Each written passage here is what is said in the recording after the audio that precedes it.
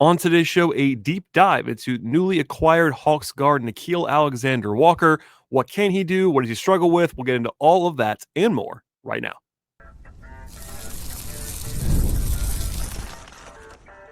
You are Locked On Hawks, your daily Atlanta Hawks podcast. Part of the Locked On Podcast Network. Your team every day.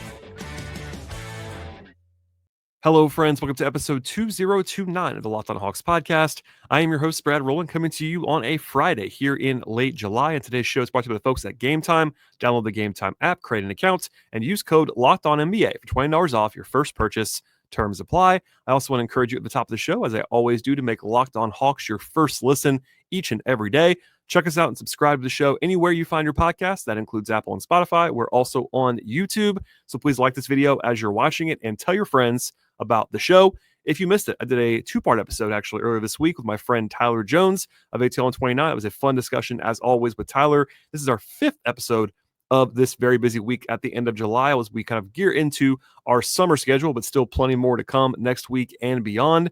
But today, I'll be joined by Dane Moore. Dane does a fantastic job covering the Minnesota Timberwolves. Primarily, he is one of the best in the business, I think, at covering a team. And Dane is joining me today to discuss Nickeil Alexander-Walker. For full disclosure, I recorded this with Dane a couple weeks ago, actually, but nothing has changed. It was kind of designed to be evergreen as a full breakdown of Alexander Walker from someone who has now covered him the last 2 years quite closely in Minnesota. So similar to what I did with Noah Dalzell, talking about Porzingis a few weeks ago, this is a comprehensive look at Alexander Walker from someone who's covered him in the past and how he'll be looking in Atlanta in the future. So without any further delay, we'll dive in right now in a full deep dive look at Nickeil Alexander-Walker. I am joined now by a genuine expert on the Minnesota Timberwolves and beyond. I will say, you're not limited to the T-Wolves, Dane. Thank you for joining me on the podcast today. It's like Star Wars, fantasy football. What else do I think I'm an expert in? I'm not sure I'm an expert in the Minnesota Timberwolves. You know how it is, man. You like the closer you get to something, you're like, wait a minute. Am I too deep in the weeds that I'm missing the forest through the trees? I don't know. Yes. Timberwolves. It can happen sometimes. Yeah, it can happen sometimes for sure. Like it's like, oh, someone that doesn't quite do the same thing we do. It's like that's actually a good point, and I don't know why do I not think of it that way? And it's because you are too close to it. But anyway, yep. You are the host of the Dane Moore NBA podcast. It's not the Wolves podcast; it's an NBA podcast. But hell yeah, I'm recruiting you today to talk about Nickeil Alexander-Walker, the Hawks' big free agent addition. Obviously, someone you just covered very closely for 2 years and 2+ years in Minnesota. We'll probably bounce around a little bit because that's the nature of these things. But I want to start kind of broad and ask you what your reaction was to the Wolves, not prioritizing him above guys like Randall and Reed, for instance, and also kind of what you thought about the Hawks and giving him a 4-year deal and all of that. So, what was your reaction to all of what has happened to date with Alexander Walker? Yeah, well, I would just set the tone by saying I was not in the camp of my personal opinion that the way that when the Wolves were presented with this Naz Reid, Julius Randle, and Nickeil Alexander-Walker can only keep 2 situation, which is just financially what the situation they're in. I was not in the camp that like, okay, just because I guess Nickeil is the worst, that he should be the one that they should let go. I thought that even other things were worth considering, like retain Nickeil Alexander-Walker and maybe you send out Dante DiVincenzo and you get some first-round picks back that you like. I was open to all things, but the tea leaves, I mean, for like 3 months now, man, have been pointing to exactly what happened. They had to figure out what the Reed and Randall's markets ended up being, but as kind of anticipated by this salary cap environment, neither of them got ridiculous deals. So they were able to be retained on non-ridiculous deals. And then Nickeil was just the casualty, the Bruce Brown of the Denver Nuggets a couple of years ago. You know the drill. But I don't know. We'll talk about his game. I fucking love the dude, man. Sorry, I don't know if I can say that, but it's okay. Loved covering him. Loved his arc. One of the players I most appreciated. His game, over the 3 years that I covered him. So tough to see him go. I think from a Wolves standpoint, love the Atlanta fit. Yeah, and I've listened to not every show of yours, but enough to know that you like Nickeil Alexander-Walker, so I'm not surprised by that.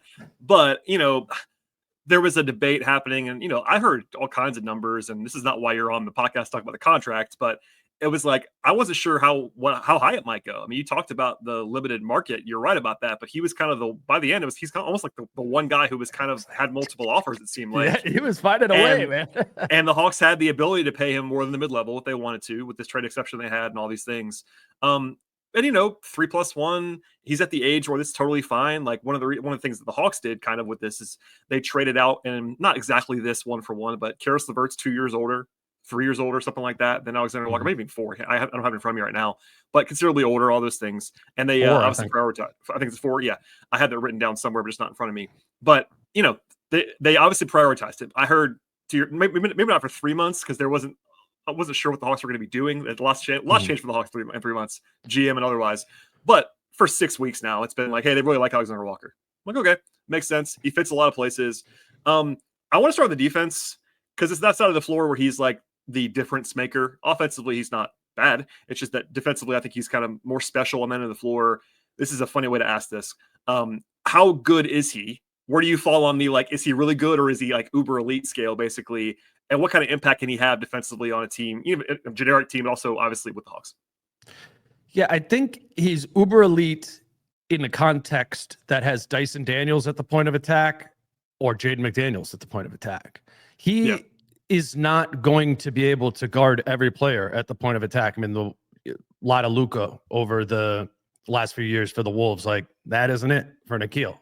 There's the size and the force of a bigger player.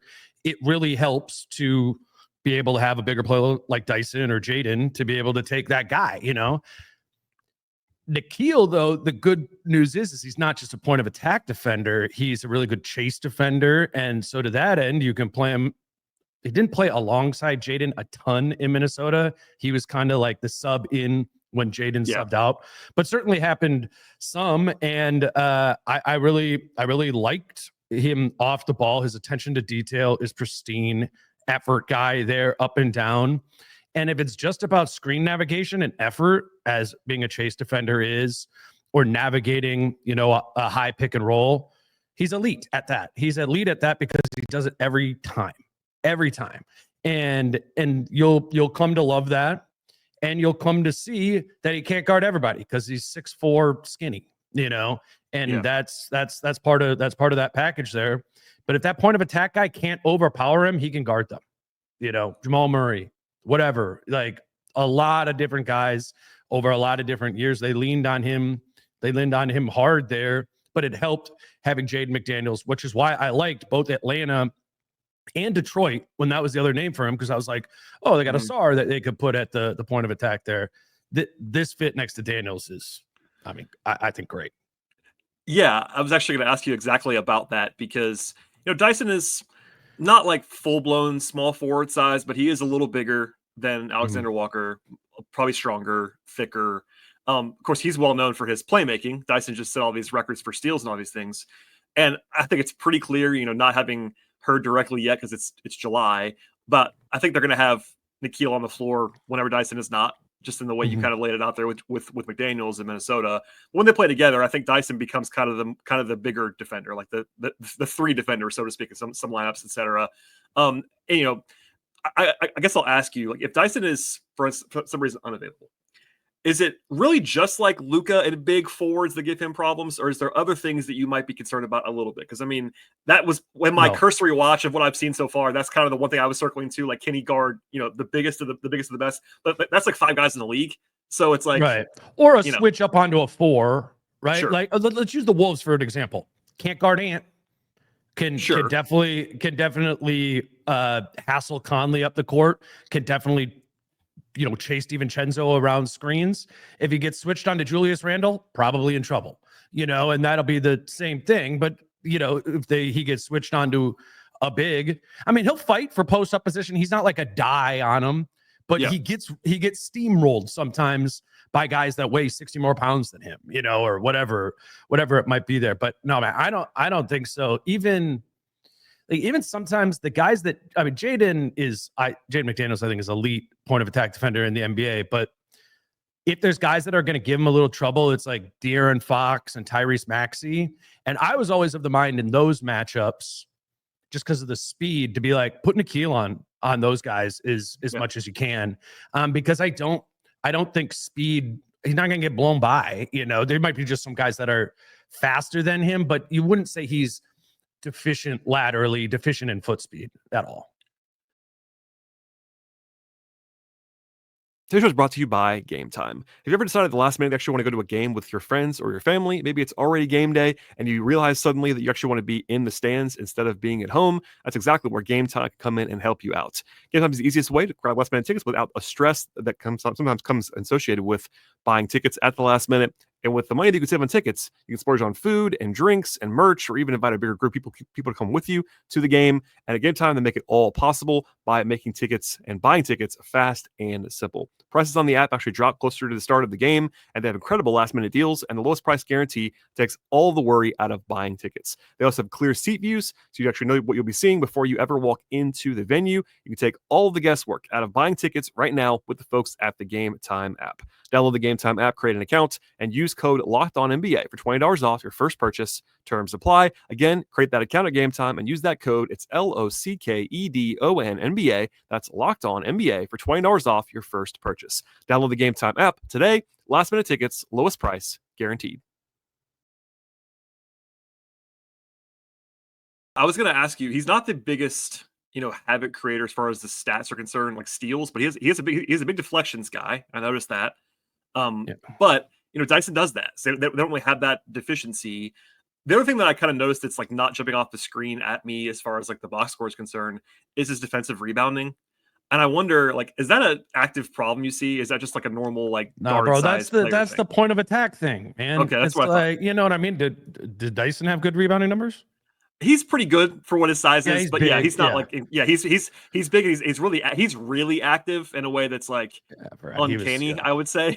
But sure, and he's just long in that way too. Well, so the example being like Jaden McDaniels for many years, everyone was like, dude, get a rebound. It's like 3 rebounds a game. Well, then as soon as like Nickeil developed as a point of attack defender, or Jalen Clark developed as a point of attack defender, and Jaden was sometimes playing off ball, or Jaden was playing power forward, the rebounding numbers doubled. I don't think, Jaden's bigger than him, so he's not, I wouldn't take that type of leap, but I don't know. I don't think of, I didn't ever talk about being like, you know what? Yeah. This month, Nickeil didn't rebound. Like, it never felt prescient.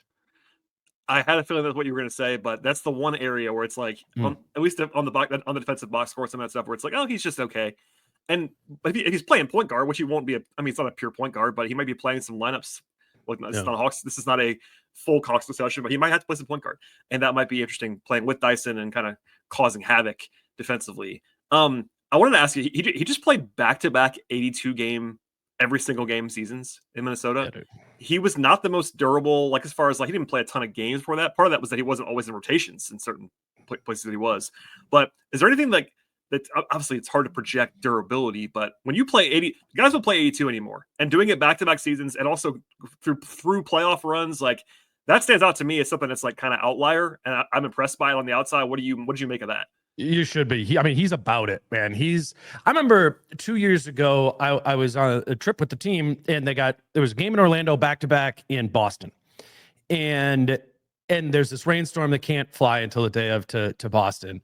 And I remember I'm going too, and I'm like exhausted. I get to the stadium and I didn't sweat at all at any of the time, like other than in my seat on the airplane. But I remember just seeing Nickeil out there when I walked out to the floor for pregame warmups in Boston, and is just attacking it. And in that game, you could look it up in the box score from then. It was a game at Boston, I think like January of that 23-24 season. And Mike Conley doesn't play in the game because it's a back-to-back, and Mike's 36, 37 or whatever, and Nickeil starts and is incredible in the game. And it's about that, him being incredible in that game and in that circumstances, I think is illustrative of who he is and how he approached these last couple of years, saving his career in the NBA, up for the challenge and willing to put in the work on his body. That none of that is luck. That is intention. That is stretching himself. it was about saving his ass in the league, man. I mean, he attacked these last couple seasons in Minnesota, and the 82 game thing is real, and I think proved to be super valuable for this team over the last couple seasons, because it wasn't just 82 games, man. It's consistent. He's consistent in how he plays every night, and to do that for 82 games 2 seasons in a row, yeah, gold star. Something to be said for that, for sure, of just being there and being reliable, and coaches love that. Obviously, everything you've said so far, it's like a coach's dream, basically. Yeah. I could do some negative things too. This is 12 minutes of me just pumping his tires. No, we'll get there. Okay, it's coming. I promise. One more defensive question, and we kind of flip it over to the offense, where there's more questions on the end of the floor. I think. You mentioned the attention to detail. I can already kind of see why the Hawks prioritized him, knowing the way that Quinn thinks. Antti Saleh is a new general manager, but kind of getting an idea of the process-oriented stuff of the entire organization. He's a process guy, it seems like. Something that maybe I wouldn't notice as much just watching him every once in a while.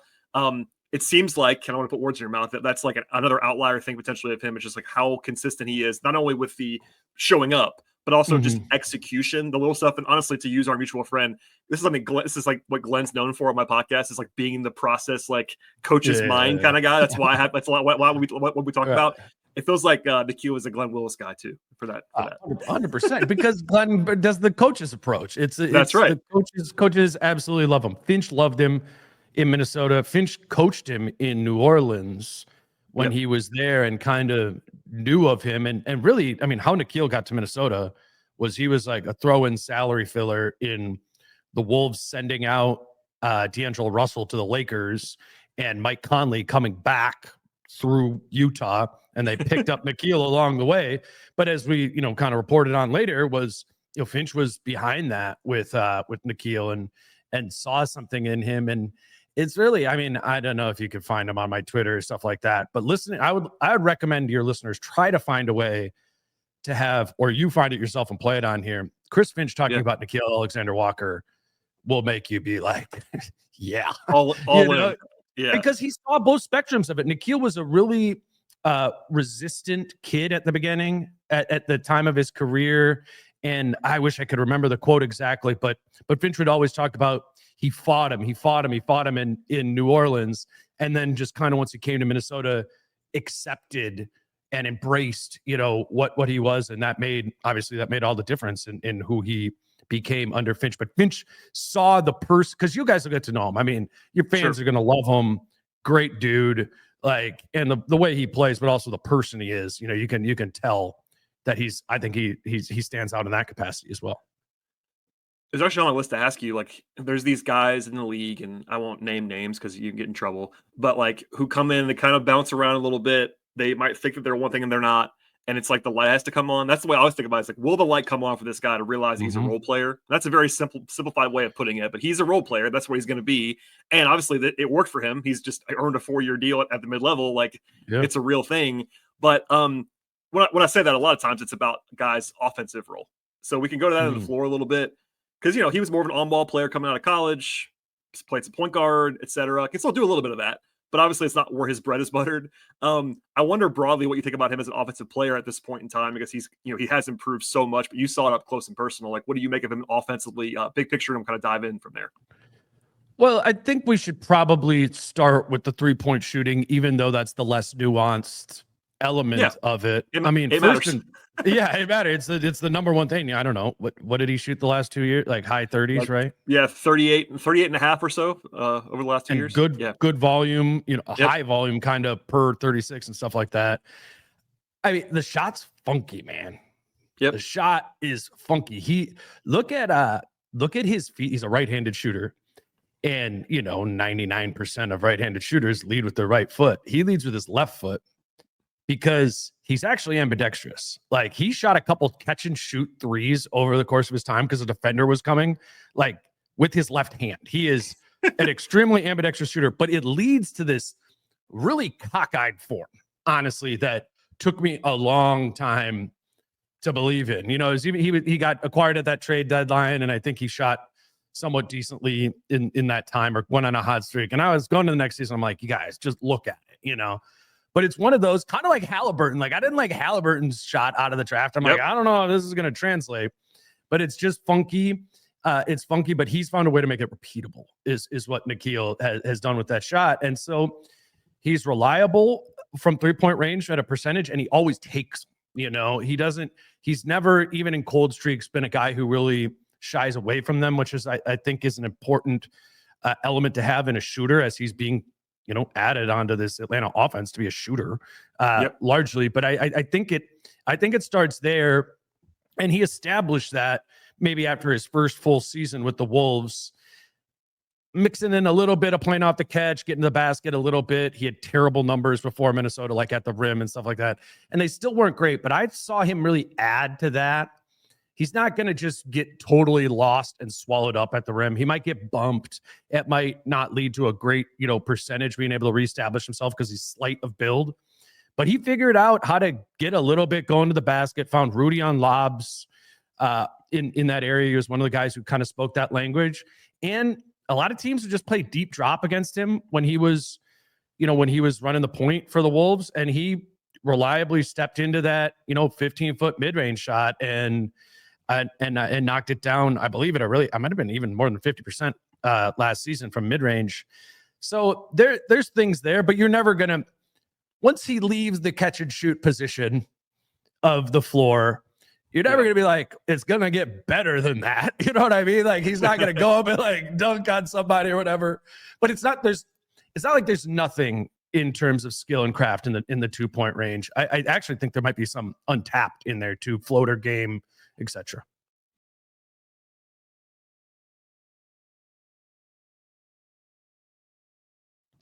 He ended up taking about 60% of his shots from three in Minnesota. That was a much higher rate than it was earlier in his career, which again makes sense for the evolution of what he was asked to do, the improved shooting, all of that. I did notice, and you already brought it up a little bit, like he did improve his 2-point efficiency. And it's not like it's huge volume. He was taking 6 per 100 possessions from 2-point range. But it was he managed to shoot 52%, 53%. Like that's really good for a guard. And maybe that's picking your spots. But let's say, for instance, you buy the shooting and the closeouts. What is he deficient at as far as like what he can't do inside the arc? And also, like, does he have a go-to? Like you mentioned the floater game. What's his my best That's what thing he's deficient at. Once he just generally. It's that he doesn't have a thing in 2-point range. Okay. He'll take these like sort of running, flailing, got to the baseline, try to sneak it in, the side of the backboard, and then actually makes them sometimes, but they're just like a lot of times shots where you go, no, yeah, okay, like it's a lot of that once he gets into 2-point range, and I think he has ability to pass in that zone. I think that might be able, to be his thing as, Johnson or whoever Ricochet is cutting when he drives. I think you might come to appreciate that. But no, there's not like a TJ McConnell, like sprint to 9 feet, pivot, turn, and get that repeatedly. Like he's limited in his 2-point game, but not extremely deficient, if that makes sense. Let me say one more thing about the 3-point shot. Go ahead. Yeah. I still think there's like a world, because he is a little emotionally volatile. He's like very Zen, centers himself. I will say, just kind of watching his personality, I was surprised there was never a really bad month or like 3-month stretch of shooting, because I always was almost prepared for the like, oh man, 21% from 3 from Nickeil for this 6-week stretch. Yeah. And I say that as a cautionary tale of like how it maybe wouldn't work in Atlanta is if he just starts there like little uncomfortable with what the role is compared to what the only role he's ever worked in was in Minnesota. You know what I mean? And we're like, it's January 14th and Nickeil's at like 30.5% from 3. And you guys are like, wait a minute, Dane said this dude shot 40% on high volume, for 2 years. I think that could happen as the setting changes. He has to like re-emotionally acclimate and figure out a new role, a new system. I mean, Quinn is about as structured as it gets from an offensive standpoint, where the Wolves are a lot more of a concept offense, playing in the flow. Nickeil kind of going to do the same thing in both offenses. Like, dude, stand there and catch and shoot it. but it's different. It'll be a little bit of a different setting for him. Yeah, and Quinn's loosened up a little bit, I think, out of necessity for this personnel. Like, he's not calling as many plays as he was in Utah, that kind of thing. But they do have their principles they like, for sure. Yeah. I wonder with the new personnel, and now with more like shooting, if Quinn doesn't go more towards structure. Maybe. Yeah. I mean, now that they have shooting, that's definitely a possibility. Yeah. You touched on it a little bit already, but, especially for this player type, I am thinking about things like his decision making and his passing. And one of the things that has been coming up with their roster construction, obviously they have Trae Young. So pencil in 35 minutes a game of Trae Young at point guard. That seems like a safe bet, primary option. One of the questions that I have and everybody has kind of is like, what are they going to do with Trae sits? And how many laps will there be when they're kind of like without a traditional point guard? And they have a bunch of guys who have played a little point guard in their history. Mm-hmm. Nickeil's one of them. Dyson Daniels, beat Krejci, Kobe Buffkin. The list goes on and on. But no, at least as we're talking, you and I right now, and people will know what happens after this. They don't have like that very obvious backup point guard. So if he's out there, and I know this happened in Minnesota too, because you had Mike, but there wasn't a lot of that behind Mike. Mm-hmm. What's that look like if he's like one of the, not like the primary ball handler, but one of the co-ball handlers, perhaps? He figured it out. It took a while to get to that. And it was actually this last season, when Mike Conley's, they knew the roles kind of shifted after trading away Cat and what the roster was. And there was a clear hole at backup point guard for the team because Rob Dillingham was the backup point guard and he was 19 years old and, not ready. Probably was. Yeah, not ready, So Nickeil came into training camp and the preseason was like backup point guard. I'm doing all that. Like, that's my primary focus. And he stunk at it. It was like preseason was awful. And everyone was like, like Nickeil turned into a pumpkin, whatever. But as we kind of talked, and he talked about this on the record and stuff too, later about being like, I forgot, who I was that had made me successful as being more of a tertiary player, catch and shoot sort of guy playing off the catch rather than a primary initiator. And he lost his way kind of at the beginning of the season because of that. And Finch kind of got through to him and was like, we just need you to be a basketball player. Let that go. The whole point guard element of it. So I say that to mean, I think in the Atlanta context, not knowing everything as obviously as well as you do, is I think it's important to not make him think, look, if you're playing 22 minutes a night, 15 of them are backup point guard. You know what I mean? Yeah. I don't think you're going to get the best version of him in that because he's like he can bring it, but if Alex Caruso's picking him up full court, turnover once every 3 possessions for sure. You know what I mean? Yeah. Like it just is like he's not that guy. And it got better over the course of the year. And honestly, I thought it was getting really good at the end of the regular season where I hypothesizing about the future of the Wolves point guard position and Mike Conley being another year older. I was like, I don't know, Nickeil might be part of the answer at backup point guard, for them in the future. So it's in there. It's just, there's some limited handle skills in there and ball pressure that make you be like, that's not a traditional point guard that we want to rely on for that. Yeah, I noticed that too. Again, limited viewings, and that's why I'm trying to stress like they have like 5 guys like this, and it's like you're not going to put one of them in the spot where they have to do that.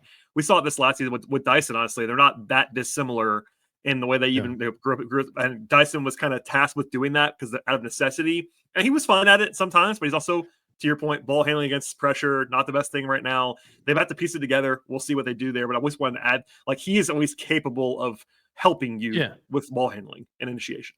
Yeah, and I think what he could kind of do too in those situations, he can get it into action and be like, okay, pistol, whatever, like somebody's coming to get it from me. But if he's a primary initiator, pretty much the best thing is he's stepping into that mid-range there, or he's getting you like a little side step back 3. And he can do both of those things. It's the more like complex elements of like, okay, I'm splitting this coverage, reading the big, they're playing more aggressive. I don't know. I don't. Not a huge pick and roll operator at this point. If you don't have to do that. Like, but very like a basic level of it. And the basic level is he can kind of create for himself if the big is back. And those are valuable though. Those step in threes, like he can hit those like step in threes, and the mid range of the big drop's too big. Like it's not nothing. It's a lot more for himself when he's the primary creator until some of that could be like maybe he'll pass it once the second guy comes over and defenses don't really respect him enough in there to do that. I feel, at least off the top of my mind. So something there, but yeah, if Trey rolls his ankle a month into the season, I don't think you're like, Nickeil, go ahead. 39. No, I will not be the guy that says they will just turn the reins over to Alexander-Walker. Somebody will probably do that, but I will not be that guy. No, because you'll want to, man. You'll want to, because Nick, you'll be like, dude, Nickeil, 18 minutes a night. Like, he's really good. Double it. Yeah. He's going to play plenty. And that's the other thing about this team. Like, I know that he is Dyson's backup technically in the way that he's been, but he's the 6th, 7th man. Like, he's going to be a top 7 guy on the team, and he's going to play. On the sort of decision-making aspects offensively, Quinn is really big on one thing. He is big on, you already mentioned that's why I didn't ask about like his willingness to shoot. Quinn's big on that. Like, do not pass up open shots. The other one is like, make quick decisions. And the 0.5 second stuff. How is he in that? Like, how is he in the like swing it, like no hesitations, like ball stopping? Really good. Is he? Yeah. The Wolves really want to play that way too. And it's you can really tell on the team, the guys who do it and don't. Like Naz Reid is like, we say like Naz is less. He's like 0.25, it's less than 0.5. And I would put Nickeil in that too. The Wolves struggle with Randall and Edwards as ball holders a little bit more there. But Nickeil, dude, here's the thing. Like, Nikhil's going to do whatever the hell Quinn tells him to do. That's what's going to happen, And Quinn will love that. Yeah, Quinn will love that. Yeah, and Nickeil will do it, and so whatever the system is, he will definitely play that. He won't overly look for his shot. Maybe some of them you'd be like, okay, we could have swung that one more time, but Nickeil's like, no, I'm a 39% 3-point shooter. I'm gonna let this rip. But for the most part, if the corner swings there, like he's gonna get it there, and he's very much fits in. I can even see replays in my head of those clips that go around and you're like, whoa, Wolves ball movement. Like, Nickeil's in those plays on like Twitter highlights for sure. And that definitely speaks to me. I can tell you that right now. Look, we can talk about him all day. I like the idea of him. I like everything I've ever seen from him, at least the last couple of years in Minnesota. You already mentioned like people are going to love him. I always have this fear with guys who are not like scorers, who are the new free agents, that some fans are just not going to appreciate them. And I get it. It's just what it is. But you like cover him, it seems like, not just for me as someone covering him, but like, is he really good? I mean, how's he going to fit in? Like, it's all those things. I guess a good way to wrap on this, like what people are expecting. It seems like he's like beloved up there. I know, totally. maybe not to the level of Naz, who I know is like a cultural icon in Minnesota, but yeah, it's a little different than Naz for that reason. I don't totally understand why, but it is different. I have family there too that listen to your show and everything, and everybody up there just loves Naz without reservation. It's just interesting, actually. But I think what the Nickeil thing ties to is in relation to you, and the answers that he gives to the media really resonate with us, obviously, because we're using that. And it was like, if there's a more nuanced question, or one of those type of questions that you or I need to ask where we actually don't know the answer to, like, and it's complicated, Nickeil he like pauses before his answers and is extremely thoughtful and peels apart all the thoughts every single time. And again, that's good for you, that's good for me. I love that. But but it really resonated with the fan base, and it was that same sort of attention he did in those interviews, and the wise things that he said mirrored the player that people were seeing on the floor.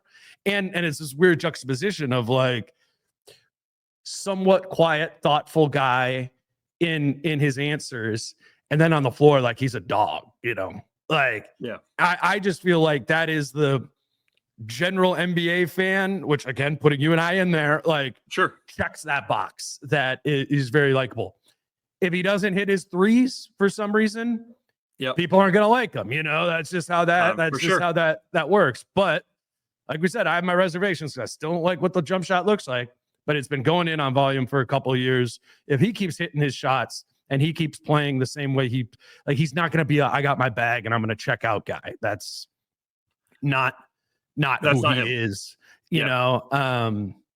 always reading a book at his locker. Like, I don't know. He just like it just checks so many boxes because on and off the court to the degree that we have access to. He really grew on people over time. I think as a player, to your point, that scores 8 points a game sort of has to.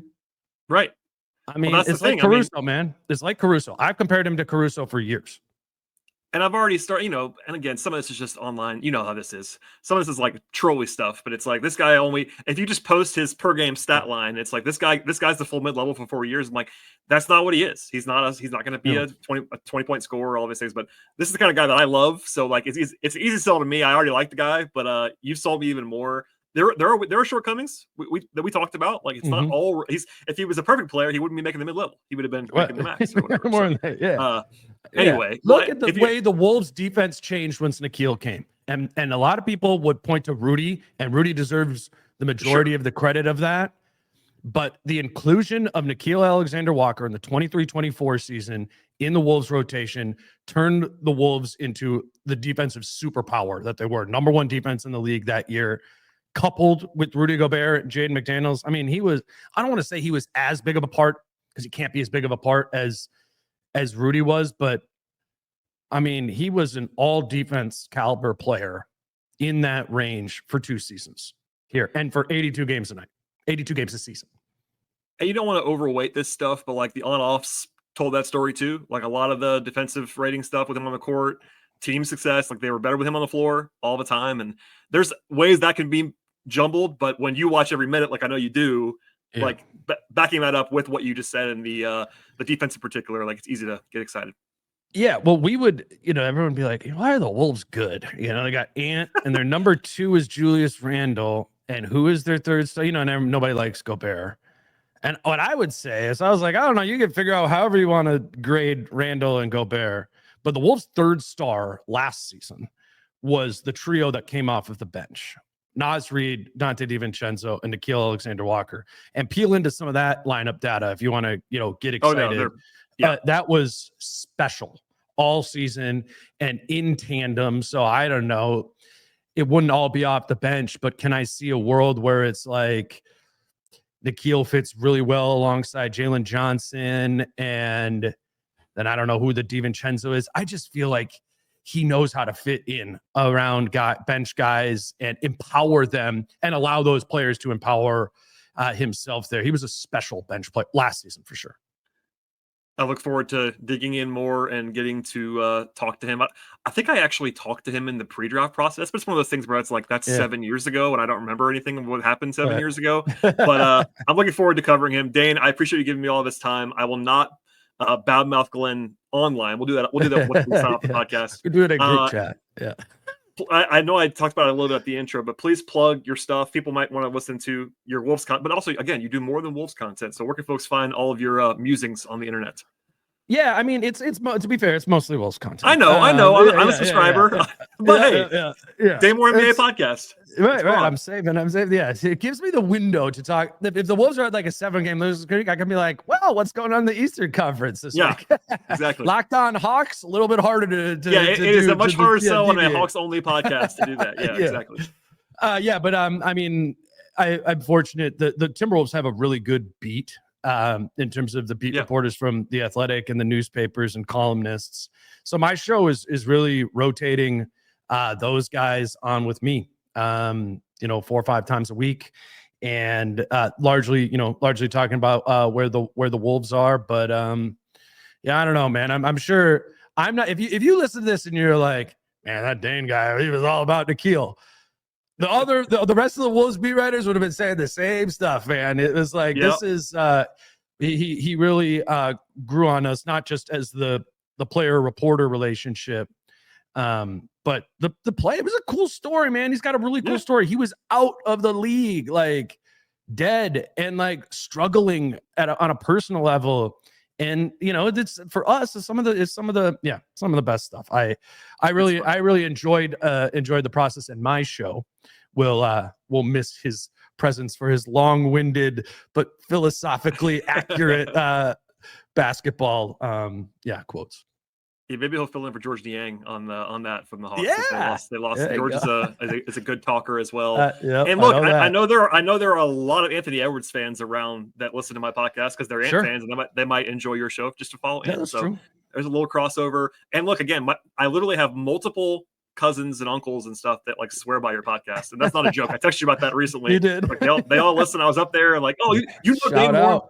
Yeah, we're not like best friends, but I do know him a little bit. Anyway, well, thanks again, Now Dane. we are. Now we are. Exactly. Appreciate you doing this. Thanks, man. Thank you. As for everybody else, please subscribe to Locked On Hawks anywhere you find your podcasts, and we'll see you all next time.